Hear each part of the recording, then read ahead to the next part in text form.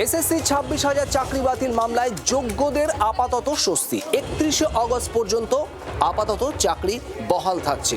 অন্তর্বর্তী নির্দেশ বহাল রেখে এমনটাই জানিয়ে দিল সুপ্রিম কোর্ট। বিচারপতি সঞ্জয় কুমারের বেঞ্চের চূড়ান্ত নির্দেশ না আসা পর্যন্ত এই নির্দেশই বহাল থাকবে, জানালেন বিচারপতি জয় মাল্য বাগচি।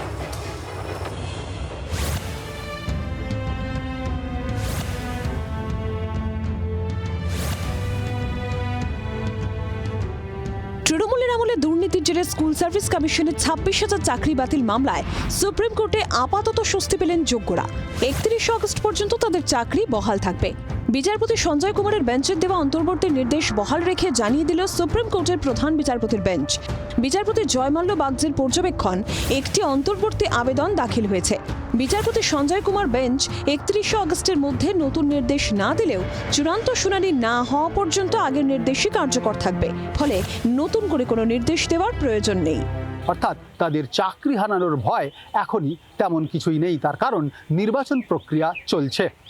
অর্থাৎ এক্ষেত্রে এসএসসির নিয়োগ দুর্নীতি মামলায় যারা নিজেদের যোগ্য বলে দাবি করছেন, যাদের চাকরির মেয়াদ 31শে আগস্ট পর্যন্ত রয়েছেন, তাদের সেই চাকরির মেয়াদ সুপ্রিম কোর্টের পরবর্তী শুনানি পর্যন্ত বহাল থাকবে। প্রাতিষ্ঠানিক দুর্নীতির অভিযোগে পশ্চিমবঙ্গে 2016 সালে এসএসসির পুরো প্যানেল বাতিল করে দেয় কলকাতা হাইকোর্ট। সেই নির্দেশ চ্যালেঞ্জ করে আগের তৃণমূল সরকার সুপ্রিম কোর্টে যায়। তবে মমতা বন্দ্যোপাধ্যায়ের সরকার শীর্ষ আদালতেও ধাক্কা খায়। হাইকোর্টের নির্দেশ বহাল রেখে 26,000 চাকরি বাতিলের নির্দেশ দেয় সুপ্রিম কোর্টও। এসএসসিকে নতুন করে স্বচ্ছভাবে নিয়োগ করতেও নির্দেশ দেয় দেশের সর্বোচ্চ আদালত। প্রথমে 2025-এর 31শে ডিসেম্বর পর্যন্ত যোগ্যদের চাকরি বহাল থাকবে বলে জানিয়েছিল বিচারপতি সঞ্জয় কুমারের বেঞ্চ।